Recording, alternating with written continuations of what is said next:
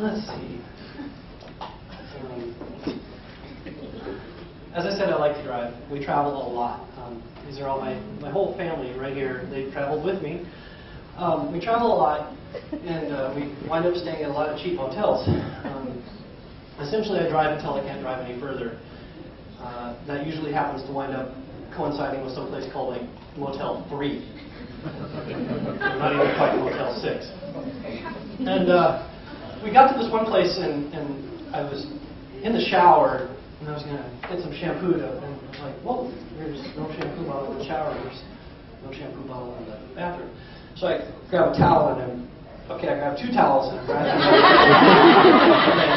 go out to the living room, and the kids are watching like Barney in Spanish, and I get on the phone, and I call the office, and it's like, hey, yeah, there's no shampoo in my room. And he says, oh, I'll be right up. I thought, wow, now that's service. And I hang up and I wait, and there's a knock at the door, and he comes up with this gallon-sized thing of shampoo and a pumper on it. He says, hold out your hand.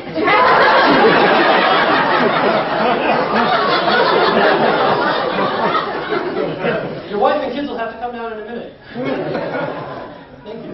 We had actually picked that place because it had a pool, and then we all got swimmer's itch. And we chose to go to the one across the street because that pool was closed for red tide. So, driving tired is a very dangerous thing. I don't recommend it. And there have been times where I will drive and I just get so tired. And it's like, let me tell you right now, though, I have never fallen asleep behind the wheel of my car. I've woken up behind the wheel of my car on a number of occasions. I'll tell you, when you're doing that, it's like you wake up, it's like, and it's like, okay, the lights are off, the engine's off, there's no airbag in my face. I had pulled over and parked.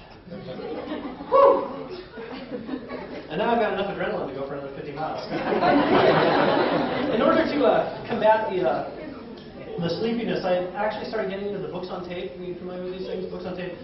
But I went with like the budget route, and I ordered some online.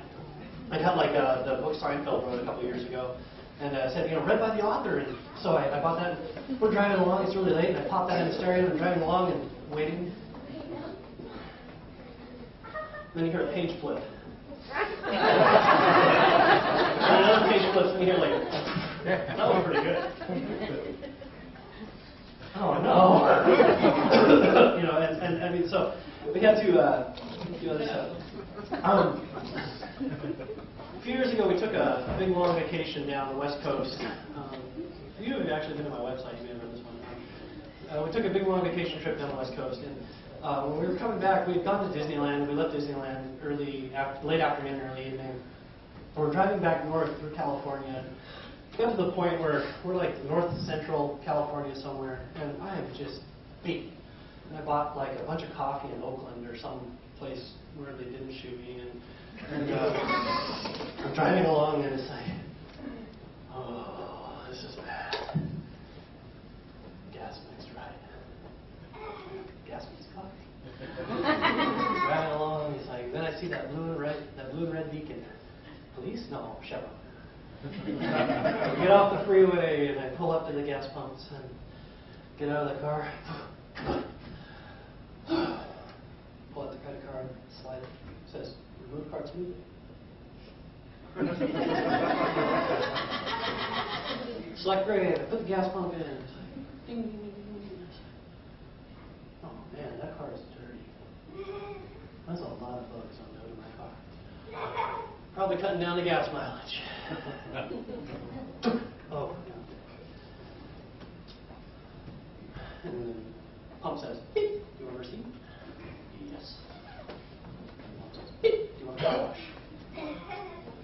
Yes! And it prints out my receipt with a little car wash code, and I go to the front of the car and I open the door and get in. Oh! Shut the door. And Julie says, what's going on? I say, oh, wait till you see this. And I drive around and I get into the car wash and I roll down the window and I enter the code and drive into the car wash and roll up the window real quick. And oh, the suds. They just washed over the car, and it was just a great feeling. Just, goodbye, bugs. Nice knowing you. And then the wax. And then we were blown dry in my 88 Chevy Celebrity was as shiny and crimson as it was the day that my mom gave it to me. And I go driving around. I'm getting my coffee now. I'm getting a big coffee, and I'm going to keep driving. And I go into that gas station, and there's 2 guys behind the counter, and they're kind of, you know, and I thought, well, they must be watching on TV or something. And I go and I get 96 ounces of coffee, and I just fill that thing up to the top. And it's like, got my, okay, and I set it down, and these guys by this point, they're just laughing and laughing. And it's like, okay, don't get me wrong. I appreciate being laughed at. You know, I want you to laugh at me, but I want to know why. And so, and I think, okay, no, they're watching like the agricultural report. Okay, they're not watching the, what's so funny, guys? I say, dude, California, dude, look at your car. And on my car were the 6 duffel bags full of clothing and 2 strollers that I had tied to the top so the kids had room for their feet.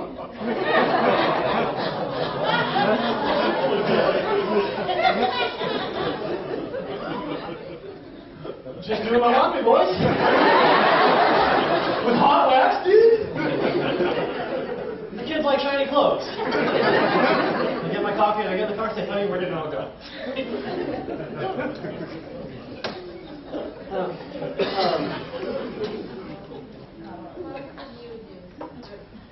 Anybody ever go to a buffet restaurant? I know you do, because there's one just across the hill from here. It looks like a casino when you're coming down the other side of the hill. You know which one I'm talking about. We have buffets all over Western Washington, and you might know this, I've been with you. We have this one, sometimes there's language barriers, and this one time I got up to, they're cutting the roast beef, and it's like, and I walked up and the guy says, roast beef? And I said, sure, I can have 2 slices, please. And he says, slice, puts it on my plate. Can I have 2 slices, please? And he cuts a piece of my plate in half.